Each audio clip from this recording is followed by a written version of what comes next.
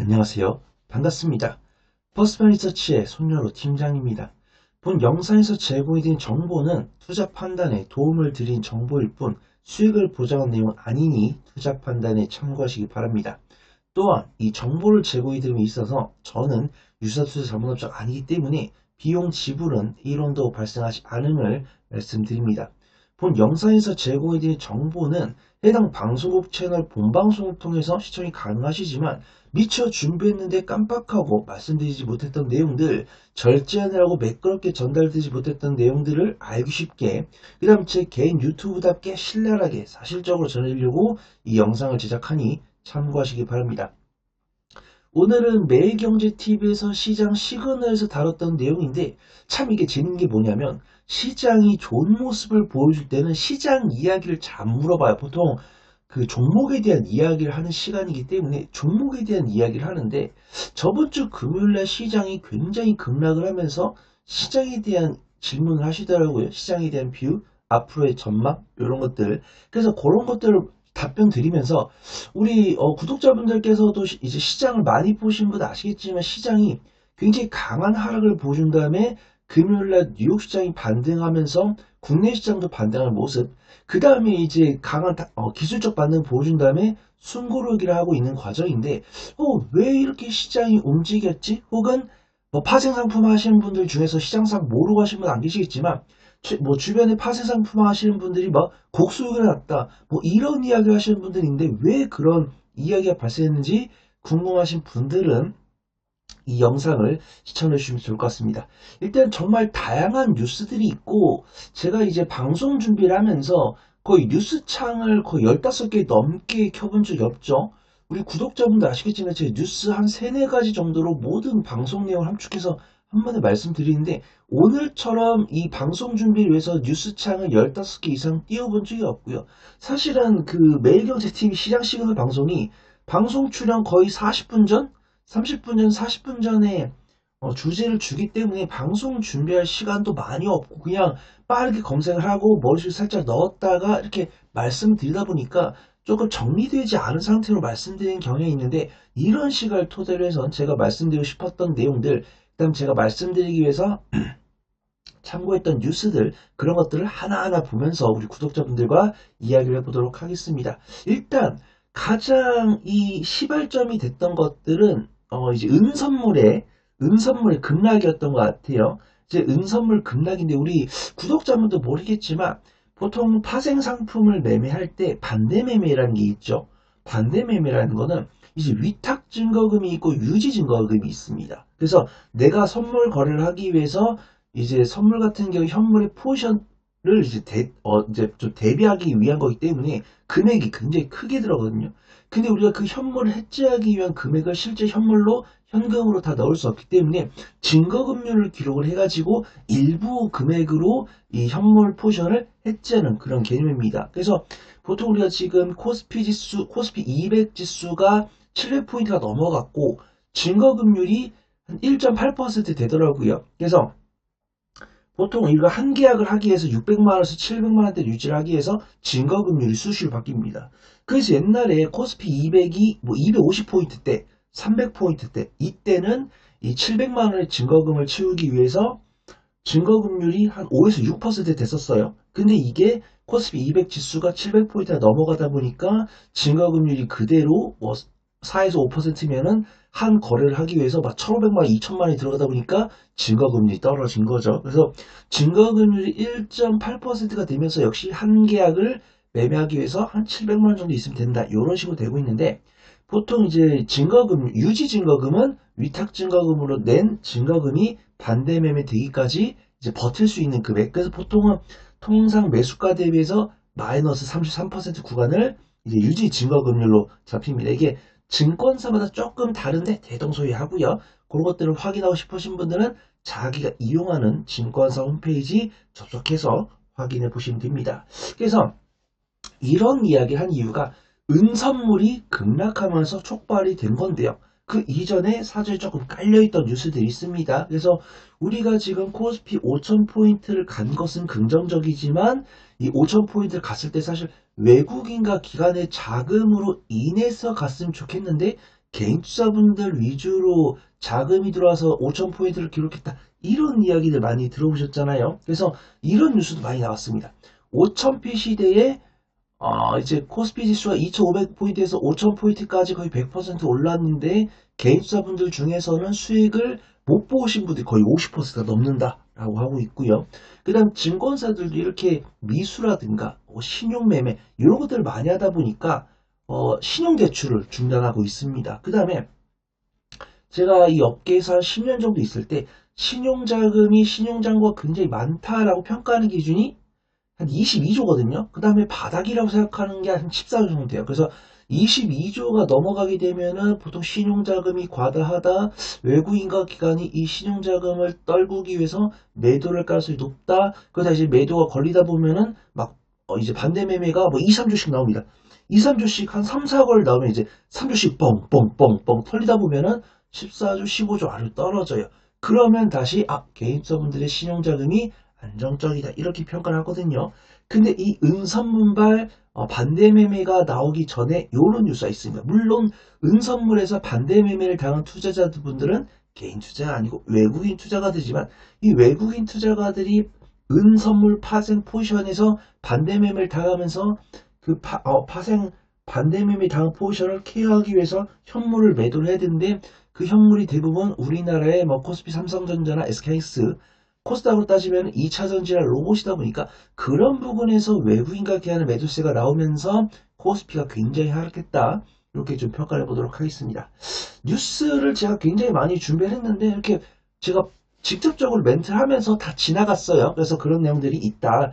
이렇게 이런 뭐 레버리지 매매나 신용 매매나 그 다음에 매매 대기 자금 지금도 오늘도 제가 HTS를 키는데 개인 예탁금이 120조가 넘어갔습니다. 원래는 보통 60조에서 65조 정도 사이를 유지를 하고 있는데 오늘 접속할 때 보니까 120조 정도 됐더라고요. 그래서 그 이유는 부동산 자금이 현재 지금 토지 거래 규제가 이제 거래가 제한이 돼가지고 부동산 매매를 못 하잖아요. 그래서 부동산 자금이 국내 증시로 돌아오면서 이런 국내 예탁금이 늘어난 이유는 부동산 자금일 것이다. 이렇게 예상을 하는 이제 전문가분들이 많이 계시고 저 역시도 굉장히 좀 동의하고 있습니다. 그래서 이게 은선물 차트입니다. 제가 일봉 차트로 보여드리면 요때죠. 1월 30일. 1월 30일이니까 거의 한 1주 반이 살짝 넘었습니다. 1주 반이 된 상황에서 은선물에서 이렇게 발작이라고 하죠. 발작이 일어나면서 이 은선물 매매를 하던 투자분들께서 반대 매매를 굉장히 많이 당했는데 이날 같은 경우는 거의 은선물 11% 하락했습니다. 은선물 11%. 그래서 지수 선물로 제가 아까 위탁 증거금이 유지 증거금 말씀드렸잖아요.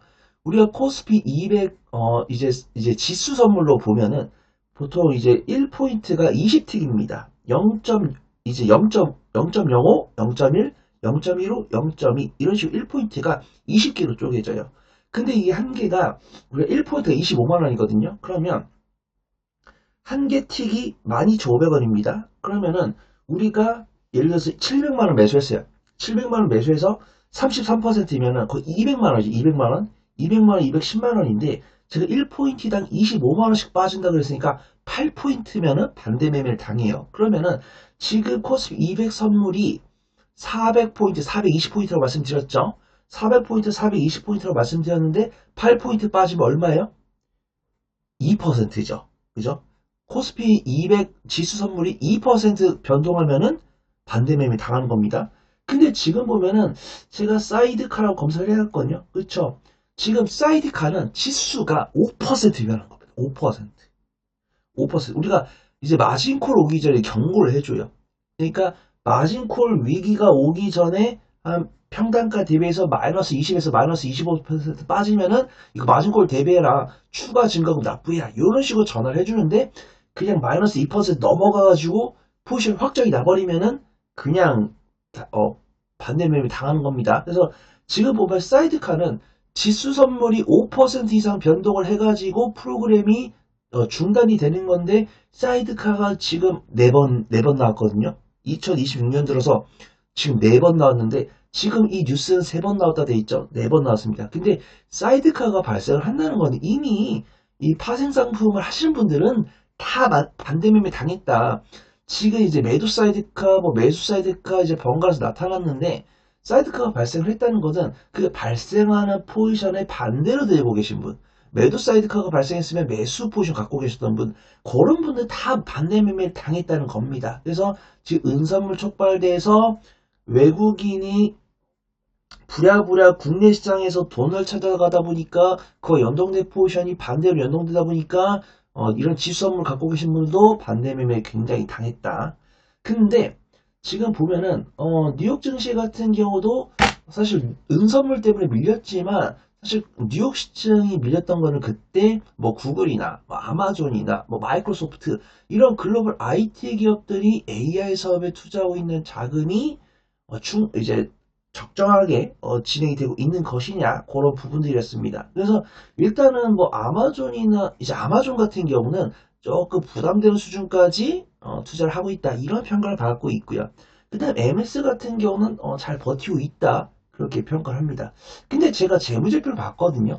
재무제표를 봤는데 이게 정말 심각한 수준인가? 그것까지는 제가 잘 파악을 못하겠어요. 이게 마이크로소프트의 재무제표인데 일단 뭐 분기로 봤을 때는 매출이나 영업이익이나 당기수익 이런 것들이 증가를 하고 있죠. 근데 제가 유심히 보이는 거는 부채 부분입니다. 이제 유동부채가 늘고 있고 그 다음 현금 흐름 이런 것들도 조금 부정적으로 움직이고 있고 아마존 같은 경우도 보니까 매출액과 영업이익과 순이익이 증가하고 있는데 확실하게 매출액과 영업이익 순이익 증가폭은 아마존에 비해서 MS가 나은 것 같다. 이렇게 평가를 하고 있고요. 그 다음에 실적 쇼크를 기록을 했다고 하는 오라클조차도 매출액이나 영업이익 당기순이익이 점진적으로 증가하는 모습입니다. 그래서 이런 것들은 참 후행적인 요소구나 이렇게 평가할 수 있어요. 왜냐하면 오라클 같은 경우는 실적 쇼크다라고 이야기를 했는데 그들의 가이드라인이 워낙 높다 보니까 근데 저는 이렇게 마이크로소프트랑 아마존이랑 오라클의 재무제표를 보니까 이게 정말 그렇게 걱정할 수준인가? 이런 생각이 들더라고요.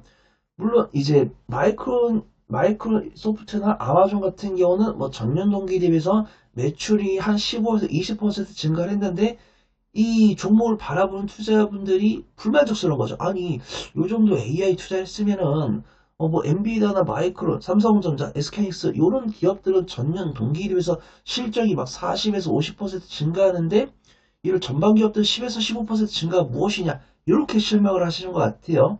그 다음에, 이제 이들이 투자를 할 때 자금을 조달해서 한단 말이죠. 이 실적에서 나온 유보금에서 유보금을 킵해가지고 투자를 진행을 하는 것이 아니고 뭐 채권 발행이라든가 뭐 증자라든가 대출이라든가 이런 것들을 토대로 투자를 진행하고 있기 때문에 보수로 봐진다. 그래서 저는 결론은 이 마이크로소프트랑 아마존이랑 오라클 같은 경우는 일단 그들이 내고 있는 분기 실적에 대비해서는 이들이 정말 투자를 적극적으로 진행을 하고 있는 것인가? 정말 약간 좀 부담되게 투자를 진행을 하고 있는 것인가? 그런 부분에 대해서는 동의를 못하겠지만 이들이 자금을 조달하고 있는 자금이 상당히 많다는 거. 그 다음에 투자는 기기가 하는 것이 아니고 사람이 하는 것이기 때문에 나는 이렇게 생각하지 않지만 이 종목들을 바라보고 있는 투자자들이 부담스럽다라고 느꼈을 때는 보수적으로 투자하는 것이 맞다. 그거 좀 판단해 보도록 하겠습니다. 근데 지금 또 이렇게 좀 뒤집는 상황이 나왔어요. 그래서 젠슨항 CEO가 지난주 금요일에 지금 이 글로벌 기업들이 AI에 투자하고 있는 자금은 적절하게 투자되고 있다. 이렇게 긍정적인 이야기를 하면서 금요일날 뉴욕 시장이 굉장히 좀 강하게 반등을 하는 모습이고 관련 종목들, 뭐 엔비디아라든가 마이크로라든가 마이크로소프트 이런 종목들이 강하게 반등하는 모습 보여줬기 때문에 정말 이 투자는 기계들이 진행을 하는 것이 아니고 사람들이 진행을 하는 것이 맞구나. 그렇게 좀 판단을 해보도록 하겠습니다. 그 다음에 이게 그나마 이제 국내에서 삼성전자랑 SK하이닉스한테 긍정적인 움직임을 줬다라고 판단해요. 일단 확정은 아니죠. 마이크론이 HBM4에서 초기 탈락했다. 이런 뉴스가 나오면서 SK하이닉스가 HBM4 시장 70%, 삼성전자가 HBM4 시장의 한 30%를 가져갈 거다. 이런 평가를 보고 있습니다. 이게 근데 이제 국내 언론사에서 단독적으로 이야기를 한 부분이기 때문에 100% 확실한 것은 아니지만 당분간 SK스랑 삼성전자의 독주가 지속이 될 거다. 이렇게 평가를 하고 있어요. 그래서 저 같은 경우 우선은 마이크론 같은 경우도 금요일장에서 반등하는 모습이었고 삼성전자랑 SK스 같은 경우도 어제장에서 좋은 모습 보여줬기 때문에 일단 저의 결론은 AI랑 반도체 같은 경우 여전히 매수 의견하되 꾸준하게 이 반도체라든가 AI에 대한 투자를 좀 흔들 수 있는 뉴스 나왔을 때는 투자자분들께서 흔들리는 모습 보여주고 있기 때문에 분할 매수를 정말 잘하는 것이 중요하다라고 판단하고 있고요. 분할 매수가 너무 어렵다라고 하신 분들은 손 팀장과 같은 전문가들한테 도움을 받아가지고 안전하게 분할 매수하셨으면 좋겠다. 이렇게 좀 결론을 내려보도록 하겠습니다. 지금까지 제가 말씀드린 정보가 유익했다면 구독과 좋아요, 알림 설정 눌러주시고요. 부가적인 정보나 질의응답이 필요하신 분들은 영상 주석에 올라온 오픈 카톡방 링크나 영상 말미 우측 카드에 나오는 QR코드를 통해서 오픈 채팅방에 문의 남겨주시면 성심성의껏 답변 드리도록 하겠습니다. 주석을 못 찾겠거나 폰이 하나밖에 없어서 QR코드를 못 찍겠다라고 하신 분들은 카카오톡 오픈 채팅방에 손열호 혹은 버프리 손팀자를 검색하시면 제 얼굴이 달린 오픈 채팅방이 있습니다. 거기로 오셔서 문의 남겨주시면 됩니다. 또한 이 정보를 제공해드림에 있어서 저는 유사투자 자문업자가 아니기 때문에 비용 지불은 1원도 발생하지 않음을 말씀드립니다. 저는 더 좋은 투자 정보로 돌아올게요. 고맙습니다.